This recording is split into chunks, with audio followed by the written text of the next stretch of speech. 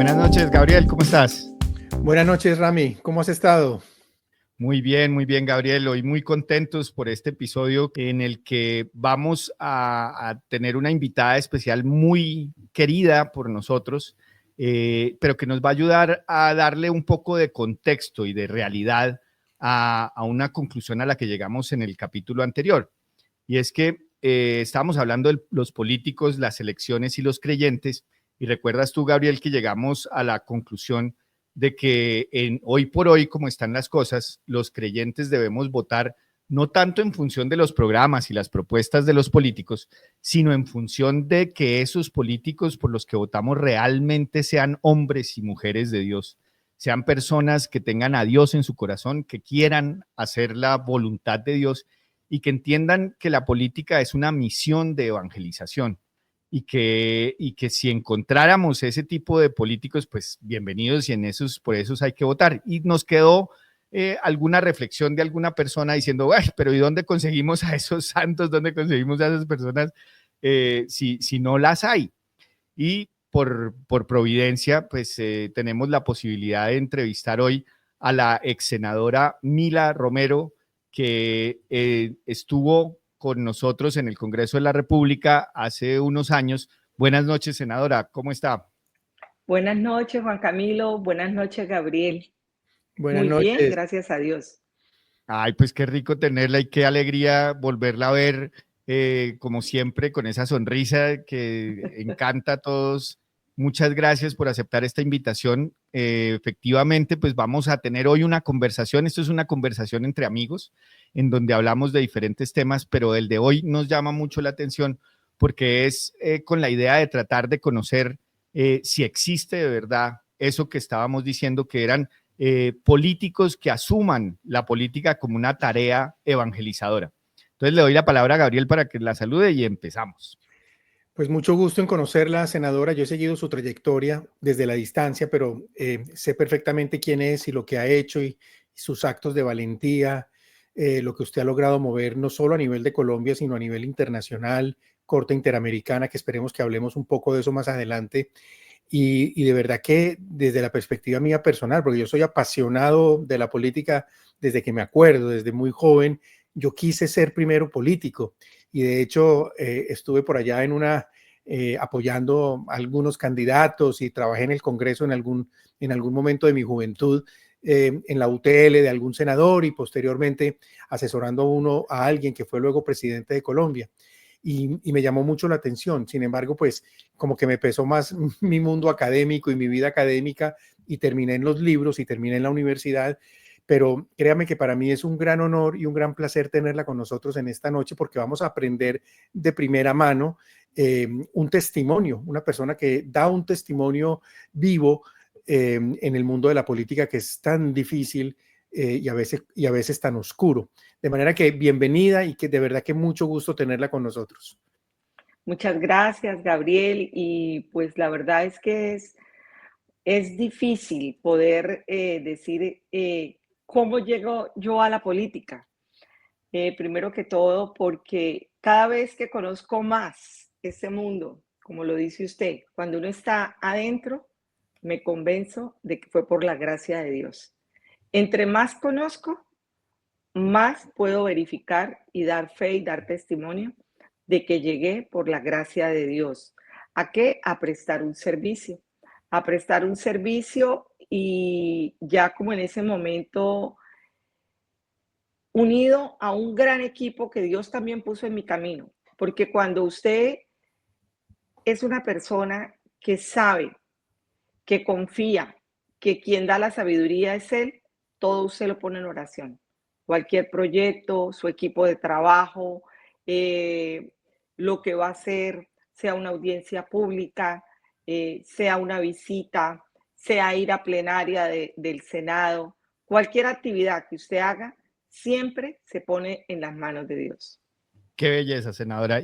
Pero cuéntenos cómo fue su inicio en la política, porque yo entiendo que antes que política usted fue profesional en Cúcuta y cómo arrancó su carrera. Bueno, yo tuve la fortuna de estudiar y formarme como ingeniera civil. Mi formación fue como ingeniera civil, por tanto, incluso es hasta más difícil porque los abogados en su formación tienen mucha más facilidad de expresión, tienen oratoria, tienen todo eso. A mí me toca pedirle a San Agustín y a Santo Tomás Moro cada vez que lo voy a hacer. Es más complicado por mi formación, digamos lo que casi que matemática. Entonces uno va directo siempre al grano, a lo que quiere hacer y a lo que quiere decir. O sea, somos como más ejecutores. ¿Cómo llego a la política? Pues la verdad, en mi familia no hay políticos. No tengo ni un tío político. Y en esta formación, en mi trabajo profesional, tuve también la fortuna de empezar, digamos, lo que como en un grado un poquito alto, porque era algo regional, lo que yo manejaba, una cosa de planificación. Pero luego Dios me muestra que todo está en el barrio, que todo está en, hay que llegar desde abajo hacia arriba. Y cuando empiezo a hacer obras en esta ciudad muy querida para mí, que es Cúcuta, en norte de Santander, Colombia, que es una zona fronteriza con Venezuela, recorro los barrios y empezamos a hacer muchas obras para ayudar a todas las comunidades, pavimentaciones, alcantarillados, visitar los barrios más deprimidos de esta ciudad y todo. Me doy cuenta que se puede servir, que se puede ayudar. Y de repente un día yo dije, otra vez todos los mismos de siempre. Yo voy a inscribirme, voy a decir, aquí hay otra opción, ¿cierto? Y entonces, en ese momento, pues quiero decirle que parte de la clase política, incluso periodistas de la región, dijeron, ay, esta mujer se volvió loca, por no decir una palabra pues más como esta vieja se volvió loca, ¿sí? Eso no va a sacar 5.000 votos. Y uno se atrevió incluso a preguntármelo un día en una entrevista. Me dijo, ¿usted cree que va a sacar 5.000 votos? Yo le dije, si yo saco 5.000 votos, yo me siento feliz. ¿Por qué? Porque quiere decir que hay 5.000 personas que no vendieron su conciencia y que votaron a conciencia. Pero quiero decirle que yo no parto sino con 3 votos y eso lo tengo muy claro. El de mi mamá, el de mi esposo y el mío. Y eso pues, ahí entre chiste y broma le dije, y eso si no hay un traidor. Entonces empezamos un trabajo de darnos a conocer, de dar a conocer pues nuestras propuestas, de dar a conocer que queríamos hacer las cosas correctamente, que queremos nuevamente que vuelva lo que se llama, digámoslo así, las buenas costumbres, una buena moral, la honradez, hacer las cosas bien. Y bueno, Dios quiso y por cosas de Él me ha puesto en el camino y conozco al presidente Álvaro Uribe y él en ese momento a mí me dicen, ¿usted quiere participar de la conformación de un partido político que se va a empezar a hacer, que se llama el Centro Democrático? Al principio yo dije, no, no quiero saber nada de política. Me dijeron, no, pero venga, que es con el presidente Uribe, ayúdenos, esto y lo otro. Y yo dije, bueno, está bien, hagámosle. Y empiezo ahí y yo no había trabajado con él en su presidencia, solo lo conozco desde ese momento, pero sí sentía gran admiración porque es una persona que le devolvió a Colombia la tranquilidad y que sus hechos hablaban por él solo. O sea, las estadísticas de cómo él recibió un país fallido y cómo lo devuelve con esperanza, cómo podemos decir que se bajan todos los índices de secuestro, de violencia, de todo. Entonces, era como quien dice un producto fácil de vender. Yo dije, claro, bueno, vamos a ayudar y nos metimos en este cuento. Terminamos en una primera lista cerrada al Congreso, pero el puesto que a mí me correspondió, pues fue un puesto que no permitió que yo llegara en ese momento porque a mí me correspondió el número 28, entraron 21, era un equipo maravilloso, hicieron una tarea excelente en el Congreso de la República de Colombia Y ¿Eso bueno, fue pero no se cuando dio. Santos era presidente, la segunda presidencia de Sí, Santos? sí, sí, Ujú. sí. Pero bueno, no se dio, las cosas no se dieron y bueno, como nosotros, todo lo que Dios disponga para el que cree está bien.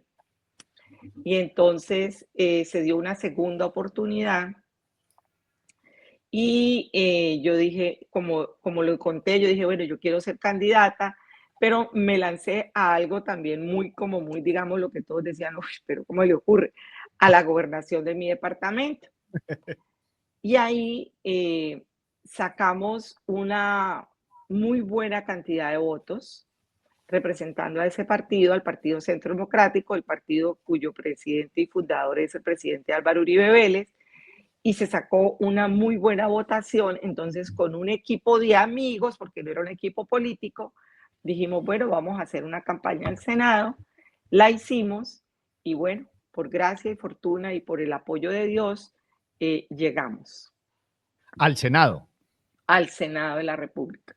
Pero recuerdo yo que no llegó directamente usted al Senado. Primero Bueno, llegó como en el bordecito, ¿no es cierto? bueno, llegamos, pero de repente entramos, porque fue en una posición que entramos, pero en un dichoso reconteo aparecieron otros votos por allá y salimos. Entonces, para el equipo fue un poco frustrante. Recuerdo tanto que yo tenía un sobrino pequeño que le apasionaba, así como a Gabriel, la política, y hasta lloraba y decía, pero ¿por qué, tía? ¿Por qué? Y entonces recuerdo que en ese momento yo le traje a colación a él eh, el episodio de San José cuando fue vendido por sus hermanos. Y yo le dije, papito, nunca cuestione ni diga por qué. Simplemente las cosas de Dios son así y uno tiene que aceptarla y saber que algo bueno vendrá, que si Él quiere, ahí me pondrá. Exacto, es que en esas elecciones, ¿cuántos senadores quedaron del Centro Democrático? 20. 20. Y usted quedó de 21 No, yo fui la 18, pero al hacer el Exacto, reconteo quedé de 21. de 21. Exacto, ya, es decir, los que se posesionaron fueron otros 20 y usted queda de 21, pero recuerdo que el primer milagro es que apenas arranca el Congreso, ese nuevo Congreso, usted entra durante 6 meses, ¿cierto? Entro a hacer una licencia de maternidad, entro a hacer una licencia de maternidad iniciando el Congreso, así como usted lo dice, y vuelvo y salgo, y ahí pues No, pero es que fue algo, espéreme un segundito, porque es que en esa licencia fue cuando yo la conocí. Y bueno, entonces yo recuerdo que usted llegó a mi oficina recién elegida senadora y pues yo sorprendido de tener a una senadora en mi oficina de abogado en esa época. Y usted venía con una inquietud en el corazón que a mí me asombró y me conmovió en lo más profundo. Usted dijo, yo tengo por ahora 6 meses y en estos 6 meses voy a presentar un proyecto de ley que acabe con el aborto en Colombia, ¿sí? Y entonces dijo, por favor, ayúdeme. Y ahí empezamos, a mí eso me parecía una locura, es que nunca ningún congresista había llegado con esa intención en su corazón, porque era prácticamente una locura política, porque hablar en contra del aborto, del Partido Centro Democrático, que en ese momento era partido de gobierno, porque el presidente era Duque, y proponer una cosa tan conservadora ideológicamente, pues era una locura. Pero obviamente, pues usted venía con esa sinceridad y como usted hace las cosas, que es con Dios por delante. ¿Quién le puede decir a usted que no? Nadie le puede decir que no. Entonces yo me bueno, acuerdo que ahí armamos un equipo, ¿no es cierto? así fue, sí, Juan Camilo. Mi hija, una de mis hijas, yo tengo 3 hijos, una de mis hijas es abogada y ella me dice, mami, yo conozco personas que son de un movimiento religioso y que pueden ayudar. Entonces, ahí es como dice Juan Camilo, cuando me presentan primero a Julián, un joven maravilloso, extraordinario, con una gran capacidad, muy brillante, y me dice, no, pues vamos donde Juan Camilo, que era el abogado, y vamos, llegamos a la oficina de Juan Camilo. Juan Camilo venía, como siempre, trabajando en todos estos temas de defender la vida, con varios abogados por su profesión, venía trabajando en esos proyectos y como lo dice él mismo, cuando me dicen, ¿cómo así que quiere presentar el proyecto? Yo tengo un proyecto. Sí.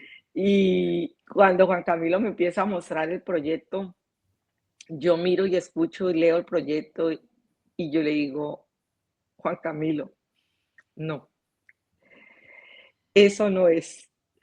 Y Juan Camilo me dice, ¿cómo así? Si lo venimos trabajando entre varios. Y yo le digo, no, Juan Camilo, eso es abrir puertas y aquí no puede haber un solo espacio.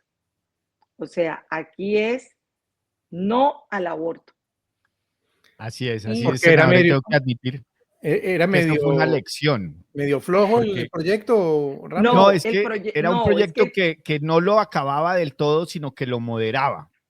Y la senadora nos dijo, no, esto es acabarlo del todo y vamos por todas. Obviamente yo venía trabajando con el sistema Provida que había ido de pérdida en pérdida en pérdida, entonces ya estábamos cansados de perder y dijimos, bueno, hagamos uno que vaya como moderando el aborto. No, la senadora dijo, no, eso no es por acá, esto es acabándolo del todo. Y terminó entonces con un proyecto de ley modificando la Constitución para eliminar el aborto del todo de nuestra Constitución y del sistema legal. Que bueno, y desde luego fracasó el se da que proyecto. en un momento, bueno, se da que en un momento me dice el equipo, no lo podemos presentar porque yo salía y los tiempos No daban. legislativos Ok. no daban. Entonces yo dije, ay, qué tristeza y me quedé con ese dolor en el corazón, pero bueno, yo dije, bueno, ¿y cómo se da al final el proyecto que podemos presentar? Porque estaba yo un día sentada en plenaria y me presentan un proyecto en, en la mesa que era otro proyecto que tenía que ver con otras cosas, pero cuando de repente yo llego y, uy, un Espíritu Santazo.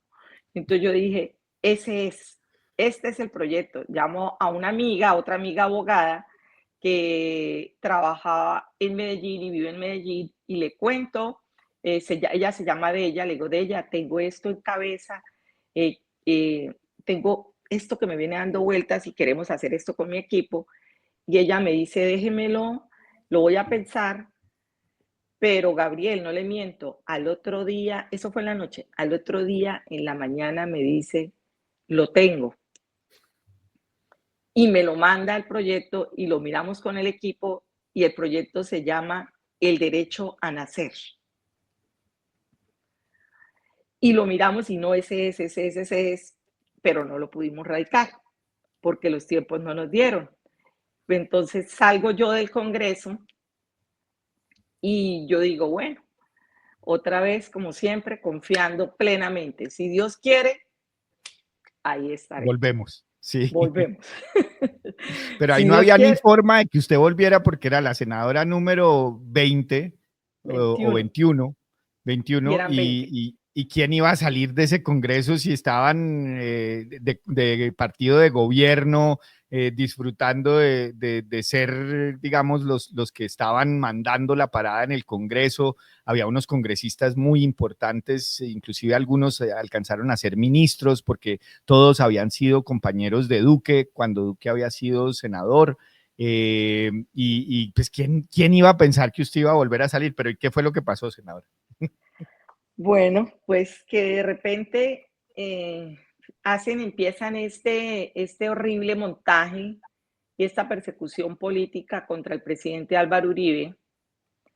Y porque pues lo que hemos visto ahorita con un juicio que ha sido de cara al público es que no ha habido un solo testimonio que lo pueda incriminar, no ha habido uno solo.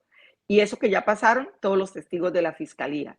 O sea que la fiscalía no pudo, como dicen ustedes, la teoría del caso no la pudo demostrar. Y el juicio, pues todavía en este momento, pues empieza hasta ahora la defensa, pero no ha habido un solo testigo que pueda decir, me consta, es cierto, Él me dijo, haga esto porque hasta el momento ha sido todo lo contrario. Todos los testigos han dicho, no lo conozco. Siempre la razón de su abogado o la razón de las personas que buscaban para llegar a él es, diga la verdad, que diga la verdad, que diga la verdad.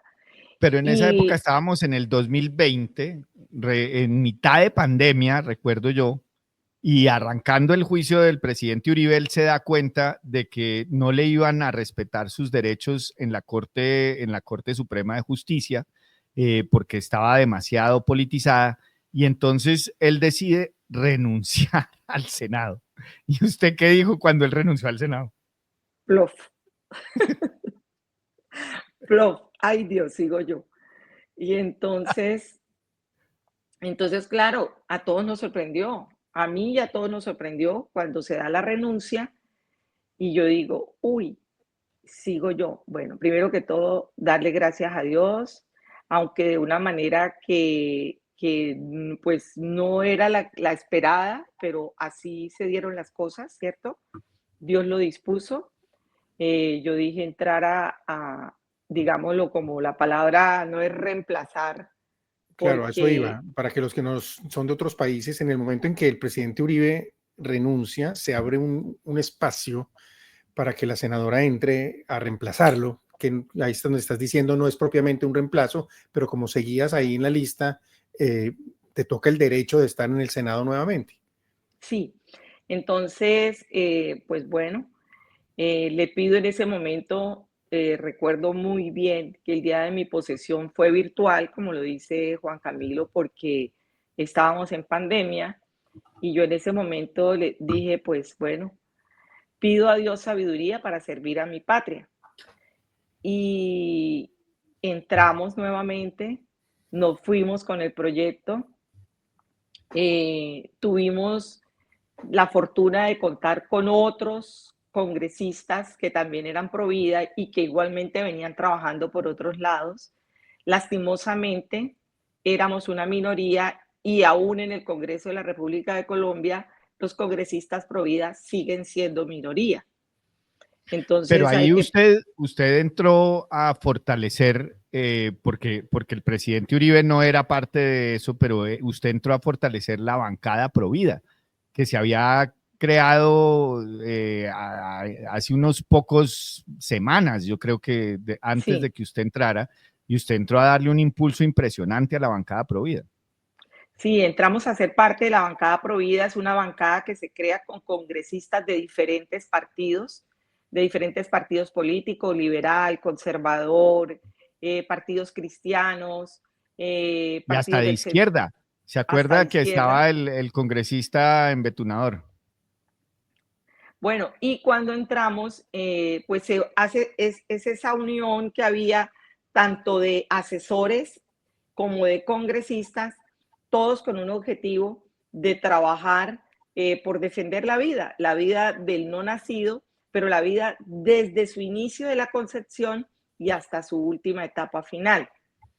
Entonces, pues fue un trabajo muy bonito, pero adicionalmente se suman otros proyectos que empezamos a hacer, por ejemplo, como el de hablar de pornografía, que era un virus que ataca silenciosamente a nuestra sociedad, cómo podemos empezar a mirar para poder empezar a controlar esto que están viviendo nuestros niños, que empiezan desde muy temprana edad y que les va distorsionando toda su mente pues toda su forma de relacionarse, ¿cierto?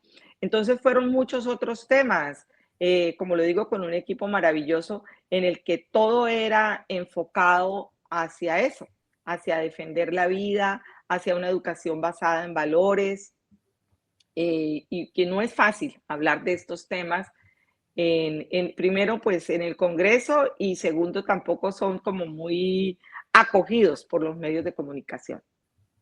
Sí, de Así es, y le acuerdo. daba. Dale.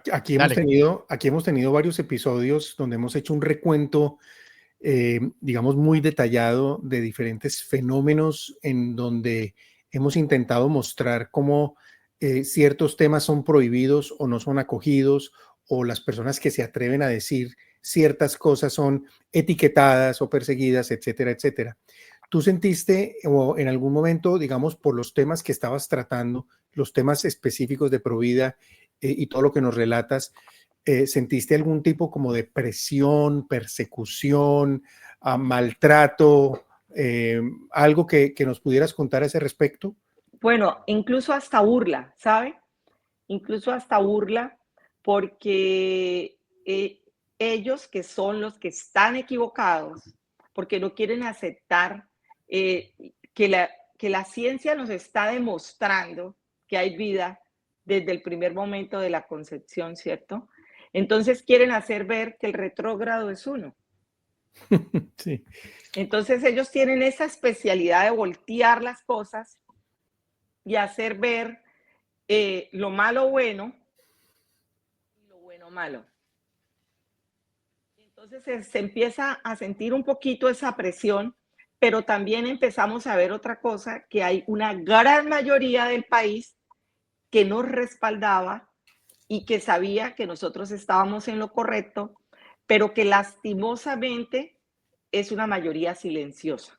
de acuerdo, de Es acuerdo. una mayoría silenciosa que no participaba, una mayoría de incluso de fundaciones maravillosas, extraordinarias, que hacen una labor increíble por defender las mujeres y por ayudar a estas jóvenes embarazadas y por brindarles todo un apoyo hasta económico, no solamente psicológico y de otros aspectos, sino hasta económico, pero que estaban ahí en silencio, en silencio. Entonces tuvimos varias reuniones, hasta virtuales, recuerdo Juan Camilo, con fundaciones Provida, y empezamos a tratar de hacer esa coordinación y esa organización que hoy en día, bendito sea Dios, con nuevos congresistas que han entrado, se ha reforzado y que se ha visto y que se continúa haciendo, en que va en que va en crecimiento este movimiento Provida. Pero sí ¿Cómo? le tocó, recuerdo, senadora, algún rifirrafe con una representante del partido de las FARC que estaba defendiendo un proyecto abortista y usted se le plantó. Bueno, lo que pasa es que hay gente cínica en esta vida, ¿no? Entonces, esos para los que no saben, en Colombia hubo un mal llamado acuerdo de paz en el cual se les hizo muy fácil darles curules en el Congreso a personas que pertenecían al grupo terrorista de las FARC. Y ellos entran, pues imagínense un grupo que venía de violar niños, de reclutar niños, de hacerles abortos a las niñas que quedaban embarazadas y que hoy en día, todavía en este año, en el 2025, Colombia está conociendo las atrocidades porque ya esas niñas son grandes y tienen fundaciones y están con su voz dando a conocer todas las atrocidades que ellas tuvieron que vivir. Entonces nos toca con estos famosos señores y ellos tratando de presentar y camuflar proyectos, pero proyectos que son copia de otros lados porque la verdad es que tristemente ni iniciativas tienen para presentar. Entonces llegan con proyectos donde quieren disfrazar el aborto dentro de todo lo que ya hemos conocido, de salud sexual y reproductiva, de todas estas cortinas que quieren poner para poder avanzar en cada día, facilitar más y llevar a las jóvenes embarazadas a que aborten. Entonces, como lo dice Juan Camilo, pues había que decir la verdad y había que decir, no, pues usted me está hablando. Entonces dijo que cuál era el tema. Yo le dije, pues cuál es el tema. Es que usted ha sido denunciada por realizar abortos a estas niñas y ahora quiere traer este proyecto.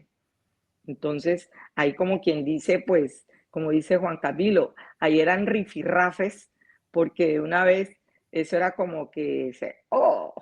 Y esas audiencias eran por plataformas virtuales porque seguíamos en pandemia y era todo el equipo de la senadora ahí rezando el rosario y pidiendo para que nuestro Señor le diera Espíritu Santo y lo hizo impresionante, la puso contra la pared, le tocó salir a esta senadora a lanzar acusaciones y quejas y de todo contra la senadora, pero ella se mantuvo como una reina, pues.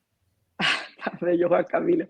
Sí, no, pues esas son cosas, Gabriel, que pues sabemos que como lo decíamos, al ser una minoría y con la nueva forma que tienen ahora de hablar es que son muy hábiles en querer voltear las cosas, pues se van a presentar, pero pues no importa, ahí estamos para asumirlas. Dímelo a mí que me estudié toda la línea jurisprudencial de la Corte Constitucional e hice mi doctorado en eso, para poderle desbaratar todas las falacias, mentiras y malos argumentos que tiene esa línea de argumentación sobre el tema del aborto.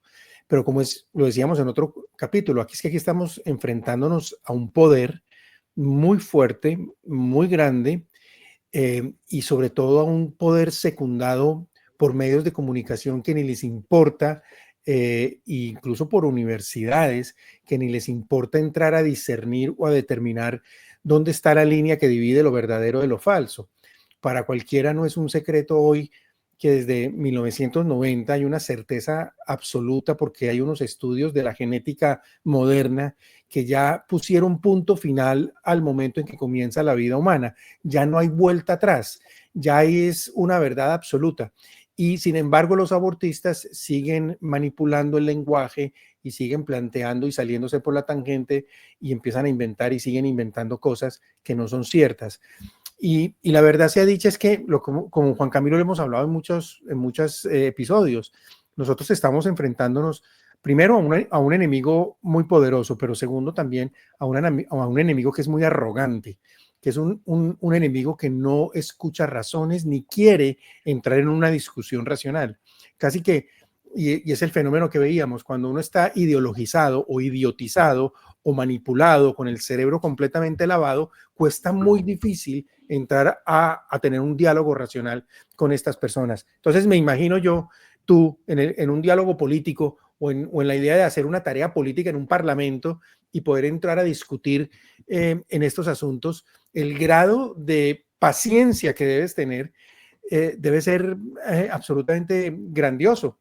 Es decir, tienes que tener como una especie como de nervios de acero, y una claridad y una tranquilidad para poder aguantar todos estos embates que deben llegar frente a la verdad. Entonces, yo veo eso muy encomiable. Hay un tema que yo creo que tú participaste en eso, que fue en la Comisión Interamericana de Derechos Humanos, o que de alguna manera impulsaste o lideraste con un grupo de parlamentarios en un caso muy famoso que comprometía a El Salvador, en el caso Manuela. ¿Es correcto o estoy equivocado? Ese es el de Beatriz, Juan Camilo, ¿me recuerda? Ese es el caso Manuela, que fue el anterior al de Beatriz, que era en el que la Comisión Interamericana de Derechos Humanos, auspiciada por una de estas ONGs, quería convertir un infanticidio en un caso de aborto y por vía de esa mentira lograr que la Corte hiciera por vía de control convencional que el aborto fuera legalizado en todo el continente. Oh, sí, es que se han dado unos casos que como dice el refrán, si por aquí llueve, por allá no escampa. O sea, es complicado porque estas organizaciones, Gabriel, como usted dice, hay un poder muy grande detrás y ellos atacan todos al mismo tiempo y por todos los lados. Pero pues gracias al equipo de abogados, entre esos, pues Juan Camilo, ahí como quien dice, no, no fuera que yo, como él dice que ella lideró, no, no, ahí acompañé más bien. Lideraron No, ellos, que fueron los que hicieron los un que amicus, un prepararon, amicus. Mm. sí, los que prepararon pues este escrito jurídico que se presentó, pero además tuvimos el respaldo y el acompañamiento de los otros congresistas pro vida, ¿no? Es que ahí es donde estuvo la diferencia, porque es que hacer papelitos los hace cualquiera. Un abogado serio, pues hace un documento bien hecho, pero el problema fue que gracias a la gestión de la senadora, logramos que alrededor de 30 congresistas de la bancada Provida de Colombia se dirigiera por primera vez ante la Corte Interamericana de Derechos Humanos denunciando la manipulación de la comisión. Y eso fue un éxito porque eso, claro, le prendió las alarmas, porque esto ya era un poder Claro. legislativo de un país miembro de la convención, Una comisión. diciéndole aquí hay una manipulación y hay una injerencia indebida en la soberanía de los países firmantes. Y Una gracias, comisión, pues una gracias a la intervención de mucha gente, pero al final se triunfó, y ese caso afortunadamente no es famoso porque no lo utilizaron para legalizar el aborto en toda Latinoamérica. Esa comisión está infestada de izquierda, está infestada de abortistas. Y ese es uno de los grandes problemas. Una de las razones por las cuales lanzamos este podcast es para exponer ese tipo de cosas, porque la gente muchas veces traga cuento muy fácil y cree que como es un organismo internacional, voy a hacer una pasantía a los estudiantes de Derecho, por ejemplo. Me invitaron a hacer una pasantía a la Comisión o a la Corte Interamericana y se vuelven felices y no tienen ni idea a dónde se están enfrentando y con quién se van a encontrar. Esos son órganos absolutamente politizados, y sobre todo la comisión, donde hay gente muy seria también, pero la mayoría que están respaldadas por todas esas ONGs que en otro capítulo aquí también mencionamos mucho, que tienen muchísimo poder, alcance y dinero para gestar esas campañas en contra de la vida, en contra de la libertad, persecutoras de libertad religiosa. Aquí en otro capítulo también vimos cómo se está volviendo esto de la persecución de libertad religiosa un tema muy complicado para nuestras democracias de fachada. Entonces, yo pienso, Mila, que nosotros tenemos entre todos que aportar y dar esa batalla a más no poder y darla con entereza, sin miedo, de frente. Y me parece que eso es muy encomiable, encontrar políticos hoy que lo hagan. Cuénteme una cosa, así como usted, ¿cuánta gente realmente es provida dentro del Centro Democrático o dentro de otros partidos políticos? Por ejemplo, los conservadores. ¿Todavía los conservadores son provida o ya no? Yo creo que sí. Yo creo que sí. Yo creo que hay muchos provida, sino que simplemente hay veces como que no lo manifiestan, ¿cierto? Y hay otros que son provida, pero que yo digo que están en el camino porque siendo providas, aceptan como por no tener esa confrontación, digámoslo, con la Corte Constitucional, las dichosas causales de la Corte. Entonces dicen, saben que son providas, sienten que son providas, pero dicen, pero dejemos lo que ya está, ¿sí? Dejemos lo que ya está, y lo que nos ha mostrado la historia es que a raíz de esas causales, el aborto tuvo una curva ascendente grandísima, ¿cierto? Porque fue como una flexibilización para poder abortar. O sea, son políticos de aguas tibias. Sí, por allá tienen, pero no se atreven a dar el paso real de la verdad y de asumir enteramente las consecuencias de la verdad. Aquí Bueno, también hemos hablado de que hay que pagar un precio. Claro, uno entiende que el político muchas veces no está dispuesto a pagar ese precio. Y hablábamos de ese caso, Rami, ¿te acuerdas de los profesores? Que muchos profesores también les da miedo, profesores de derecho les da miedo hablar de estos temas, porque les da miedo, digamos, las consecuencias que pueda tener o dentro de su propia universidad o con los estudiantes o quién sabe con quién. Pero es justamente ese el llamado que uno quisiera hacerle a los políticos. Llegamos a un momento en la historia o donde nos la jugamos como es y como debe ser, o donde seguiremos como en esa espiral del silencio y de la corrección y del amiguismo que no termina siendo nada distinto que una careta que prolonga en el tiempo un problema muy serio, o muchos problemas muy serios, como son estos ataques a la vida y digamos más, y a la familia, y a la libertad, y a toda esta cantidad de cosas que han pasado, porque además son antidemocráticos. Y son antidemocráticos porque si uno le pregunta a Colombia, o a Estados Unidos, o a México, si son pro vida, si son pro familia, y te lo aseguro que mayoritariamente ganamos. Y en cambio estos se esconden en el ejercicio judicial y creen que con el ejercicio judicial ya no hacemos la lectura de la nueva constitución. ¿De dónde? ¿De dónde se inventaron esas sentencias constitucionales de una fachada y de unos ropajes de argumentación que lo único que han hecho es socavar la institucionalidad y la esencia de la democracia colombiana en el caso que estamos hablando. Bueno, pero hay otra cosa en la que ellos también se esconden y han tenido éxito, y es en las redes sociales. Entonces, ellos en redes, y como usted lo dice, ellos muestran como si fueran una gran mayoría. Pero lo que usted también dice, si le preguntan, seguramente no va a salir lo contrario reflejado en algún referendo o en alguna consulta que se llegue a hacer de eso. También nosotros hicimos ese ejercicio y es que en estas batallas hay que dar 1.000 batallas. O sea, aquí no se puede parar, hay que seguir adelante. Y afortunadamente veo yo que va creciendo. O sea, que el grupo para defender la vida del no nacido va creciendo. Y va creciendo también por muchos otros aristas. Incluso me alegra tanto ver jóvenes, cuando los veo en redes, jóvenes muy jóvenes, con muy buenos argumentos, con la verdad, defendiendo la vida. También Gabriel, en el Congreso de Colombia también se dio este mismo grupo de congresistas. Formamos un comité para hacer un referendo pro vida, que era recoger firmas por todo el país para poder llevarlo al Congreso, ya que por proyectos de acto legislativo no se había podido. Nos fuimos al referendo, que es también buscar que ese proyecto de acto legislativo pues llegara. Desafortunadamente no logramos la meta para conseguir el número de firmas que se necesitaban. Pero fíjate, aquí es que yo vivo en Estados Unidos y yo aquí he visto una evolución en ese tema impresionante. Y también lo llamaban, como tú lo llamaste ahora, la mayoría silenciosa, el silent majority que llaman acá. Pero esa mayoría silenciosa va cada día más a Washington, D.C.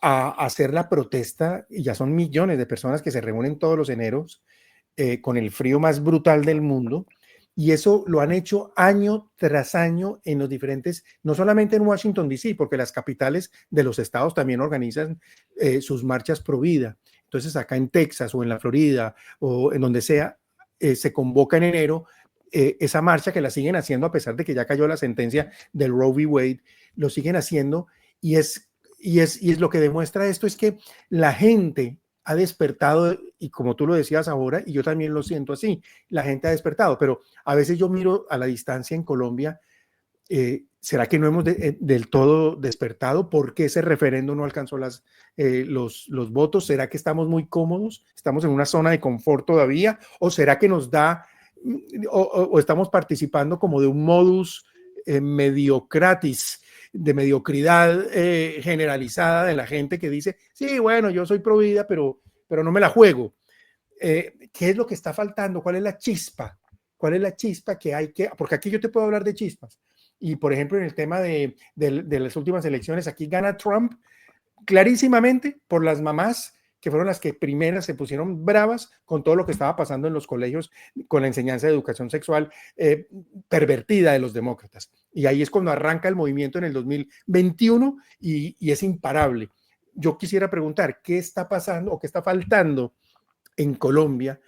¿Cuál es la chispa que tiene que encender a Colombia, en el buen sentido de la palabra, ojo, para que la gente salga a respaldar esto?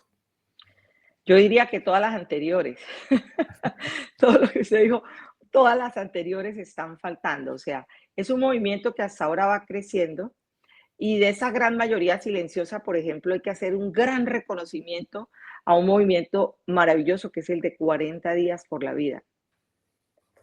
Esas personas que se ponen frente a estas clínicas abortistas a orar. Conozco al su fundador y aquí vive muy cerca de mi casa, entre otras cosas, al fundador de 40 Days for Life.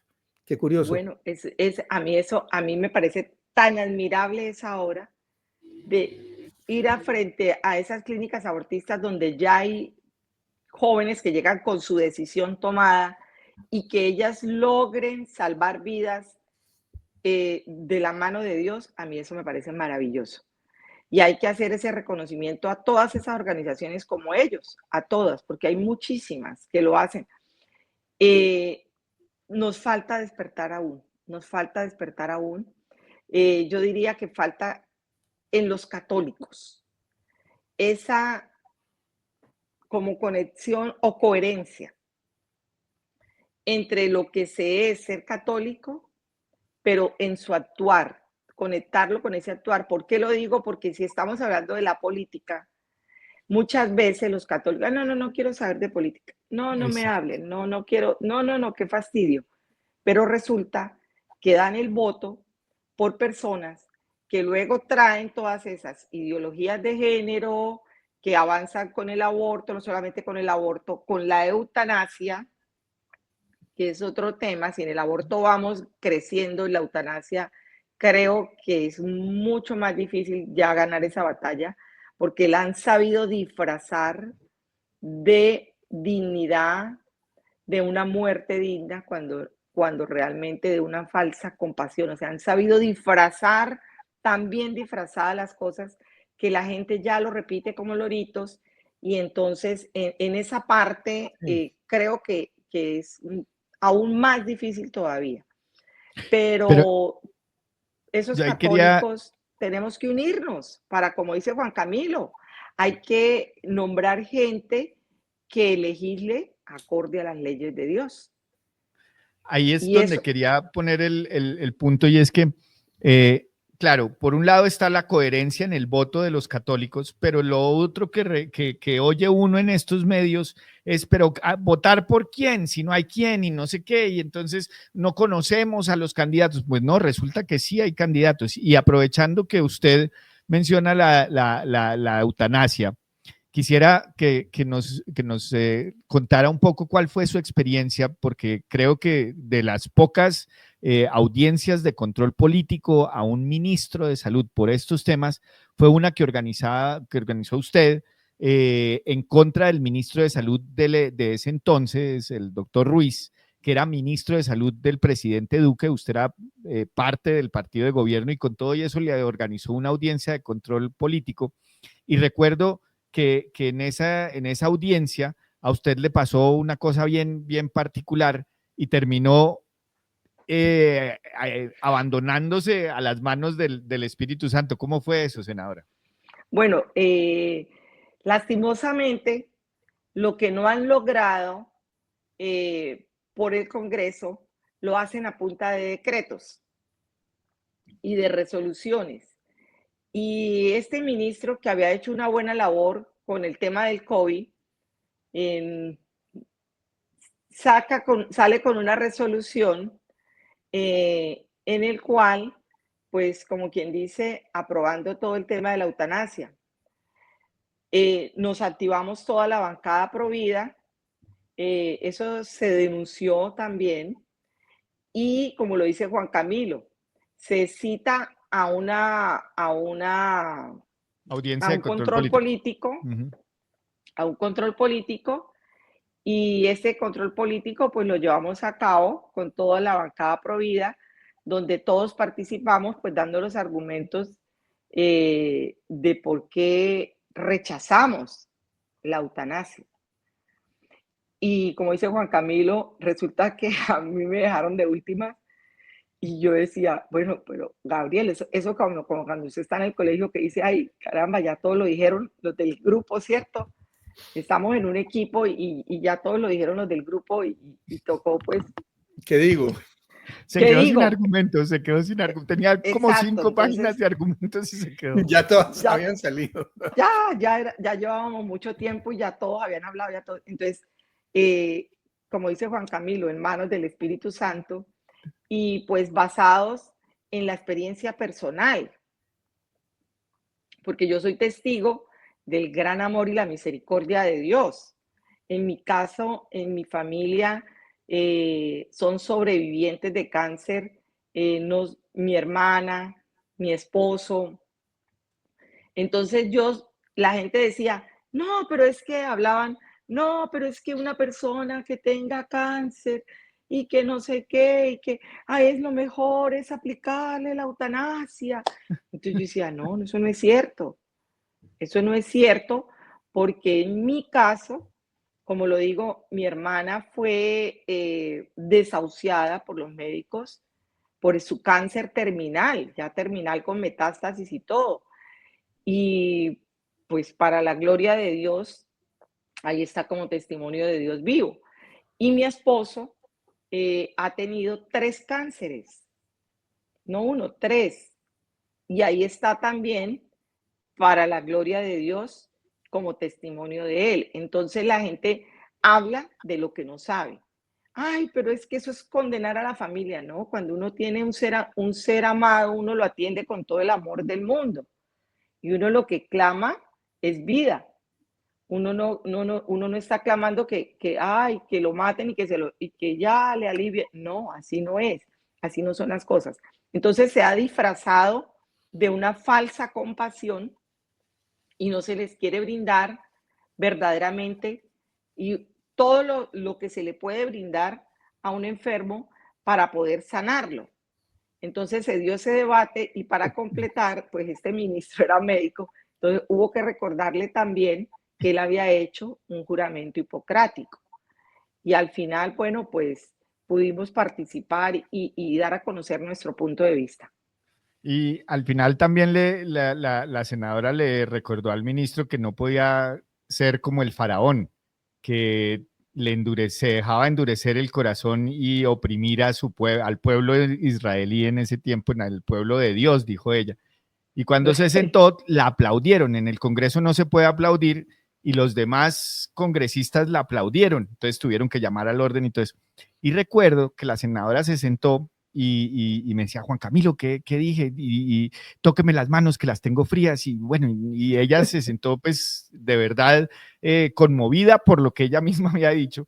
Y se acercó una de las señoras del aseo del Congreso y le dio un abrazo muy fuerte y le dijo, senadora, gracias por lo que usted está haciendo. Yo tengo un testimonio en mi familia igual al que usted acaba de contar y le doy las gracias por estarnos representando en el Congreso. Una aseadora, pues, que en últimas es el pueblo de Colombia. Yo vi esa escena, no se me olvida, porque ahí encontré que una Tiene buena persona memoria, Juan Camilo, tiene buena memoria. abandonada en Dios termina realmente evangelizando la política y termina realmente llevando la luz del evangelio a un escenario como el Congreso de la República para realmente representar al pueblo creyente, al pueblo de Dios y en últimas a la mayoría de los colombianos. Es que este sigue siendo un pueblo creyente a pesar de lo que los medios nos quieren comunicar. Esa para mí fue de los momentos más especiales porque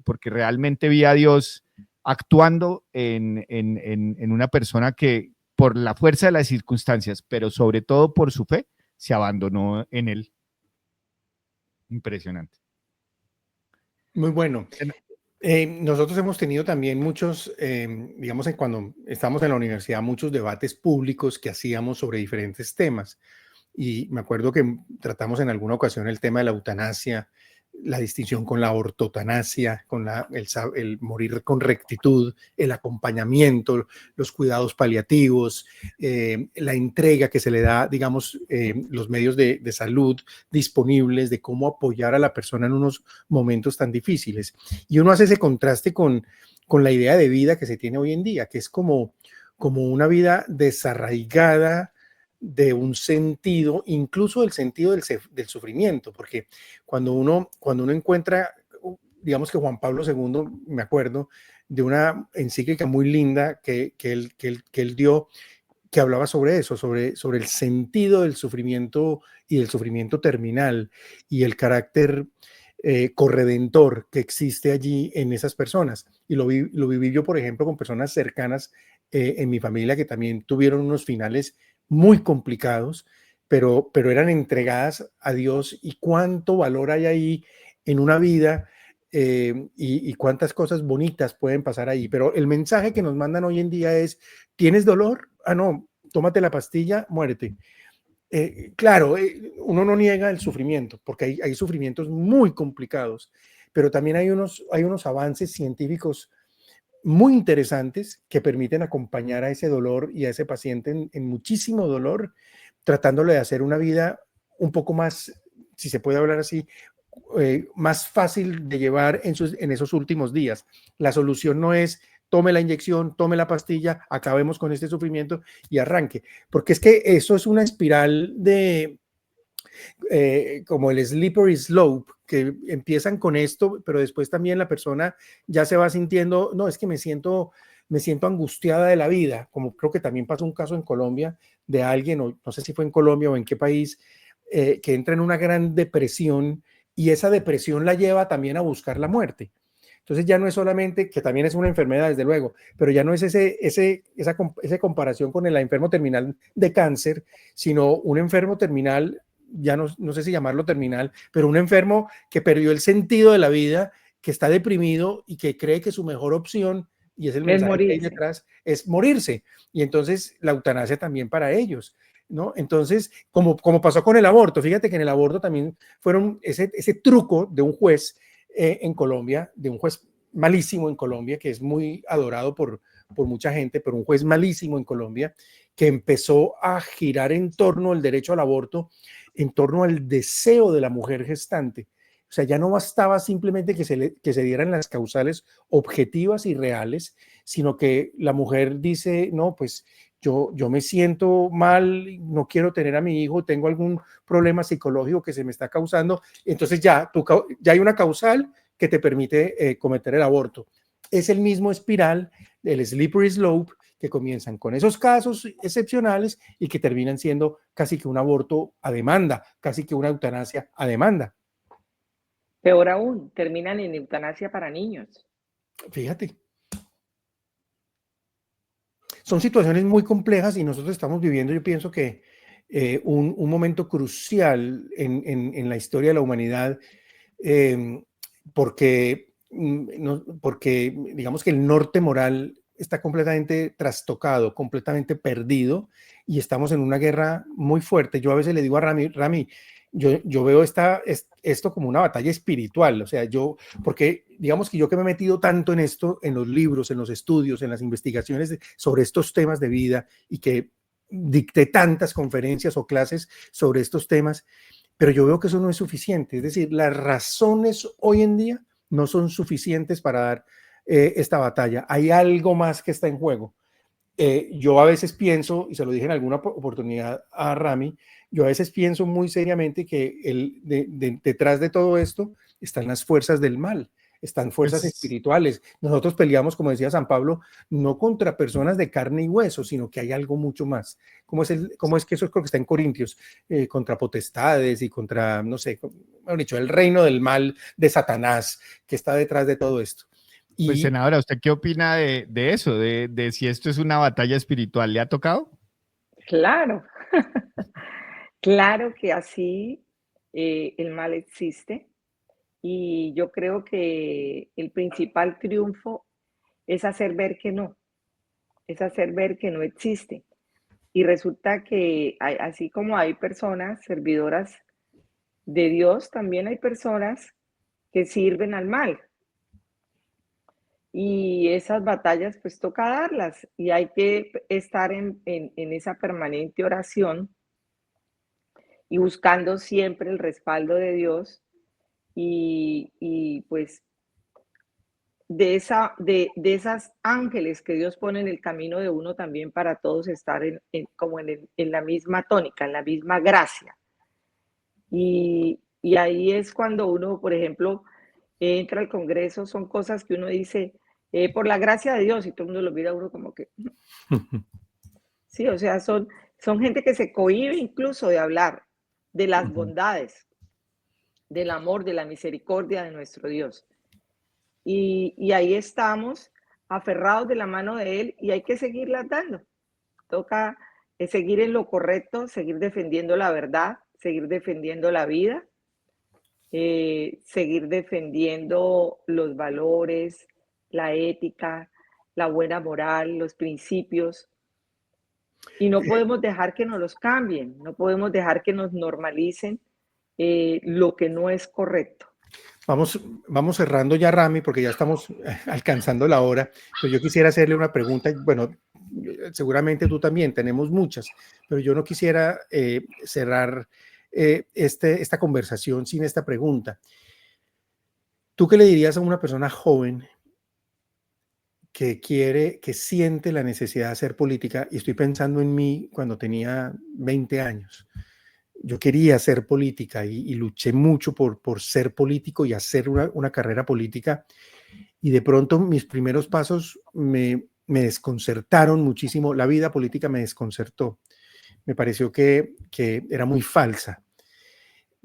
¿Tú qué crees o tú qué le dirías a una persona joven que tenga esta inclinación hoy o qué esperanza le puedes mostrar a una persona que tenga esa inclinación para hacer política? Que yo creo que es una de las cosas más necesarias que necesitamos hoy en día, que haya gente que haga política, pero que no se resista. De pronto, bueno, de pronto en mi caso fue que yo estaba llamado a otra cosa, a estudiar, pero en el caso, por ejemplo, de un joven, ¿tú qué le dirías?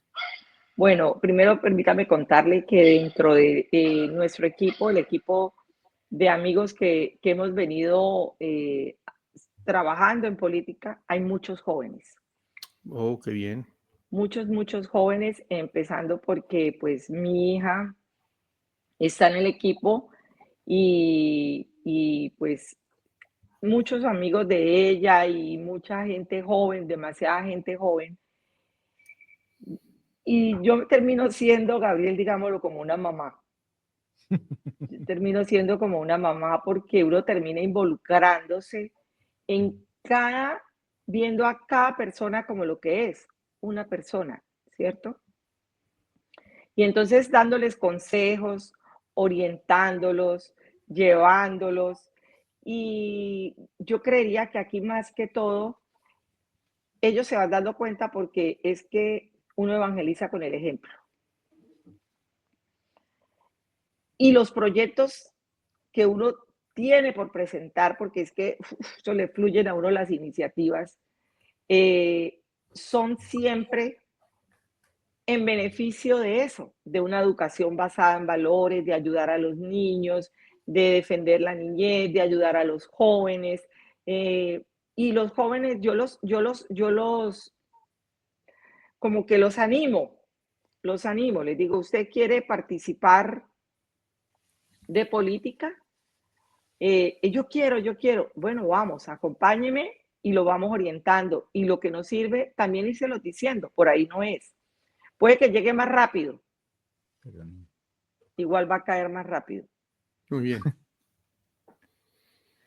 Muy Y yo, bien. senadora, quería que usted nos mencionara, porque es que en este último tiempo ha estado usted acompañando un proyecto que a mí me encanta allá en su ciudad y que combina muy bien esta misión evangelizadora con la posibilidad de impulsar políticas públicas para las comunidades más vulnerables. Quería que nos contara un poco cómo está haciendo ese proyecto en Cúcuta y de qué se trata y cómo es que realmente están aprovechando la política para llevarle a Dios a las personas. Bueno, eso es un grupo, eso es un proyecto que yo más que todo estoy acompañando, ayudando a organizar y ayudando a sacar adelante, pero que cuenta con un equipo, como siempre, maravilloso que Dios ha puesto, de jóvenes enseñando a jóvenes. Son jóvenes formados, digámoslo, a ver, ¿cómo le explico? Como también formados, que conocen de las bondades de Dios, que tienen como esa unción, por llamarlo de alguna manera. Y cuando hacemos estas campañas o capacitaciones, como una especie de, llamémoslo, de retiro espiritual, donde se une pues gente de Dios, servidores de diferentes grupos apostólicos. Ellos cuando hablan, tocan. Ellos cuando hablan, tocan. Y entonces muchos de estos jóvenes... ¿Qué son quiénes? ¿Los que, participantes de dónde vienen? los participantes son de colegios, son jóvenes de colegios. Ajá. Ajá. que no, algunos nunca, incluso no son bautizados, no han tenido una familia que, pues, que los lleve en la fe, pero como le digo, es más fácil cuando los jóvenes les hablan a los jóvenes. Claro. Y entonces estos chicos, este trabajo, que no es trabajo realmente, que lo que es una obra maravillosa, eh, pues va mostrando cómo tocan mentes y corazones a través, pues, del Espíritu Santo, porque todo es con Dios, con la Virgen y con el Santísimo siempre por delante. Qué belleza, qué Entonces belleza. la obra se va dando y esperamos pues continuar, poder continuar y dar frutos, porque cuando usted ve muchas veces los jóvenes, estos chicos que llegan como todos tan alegres y tan rebeldes y con tantas cosas, resulta que hay veces cuando se hacen ciertos talleres, muestran una fragilidad, muestran una debilidad, muestran Heridas. tantas cosas que les pasan a los jóvenes que Mm. lastimosamente se siguen repitiendo, ¿no?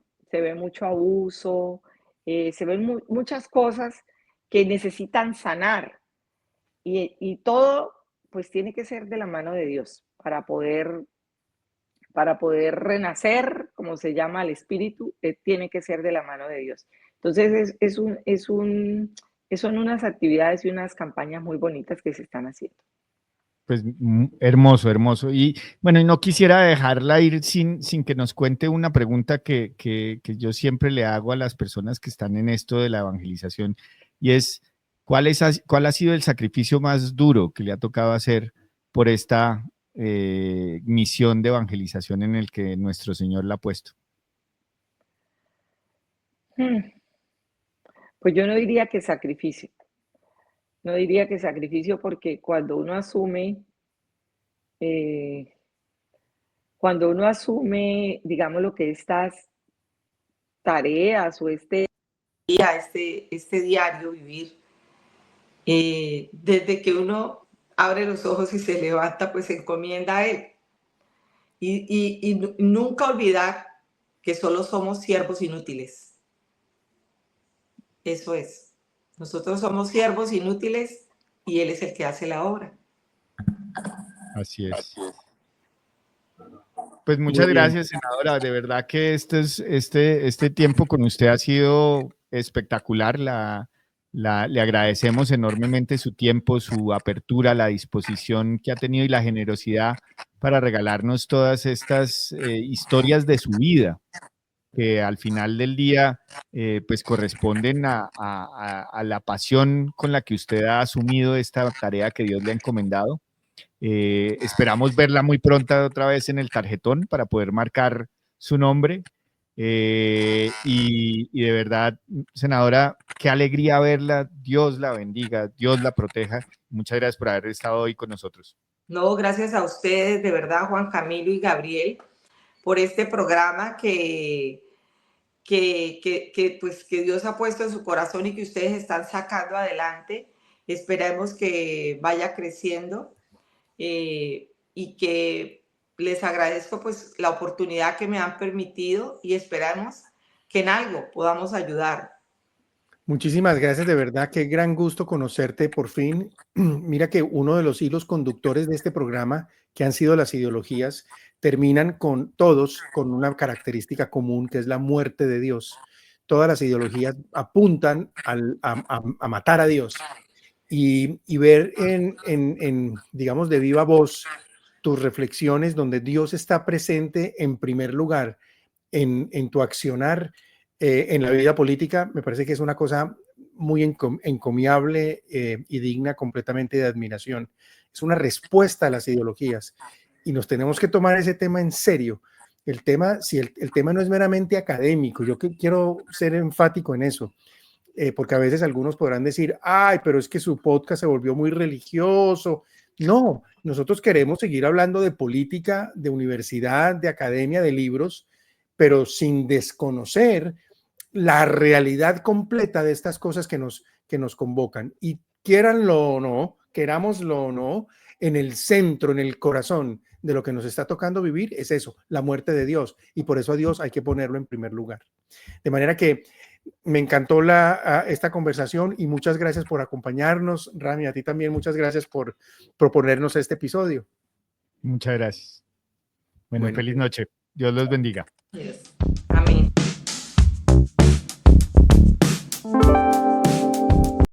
Si este proyecto te gustó, suscríbete ahora. Hazlo ya, por favor. Suscríbete. Nos queremos pensionar.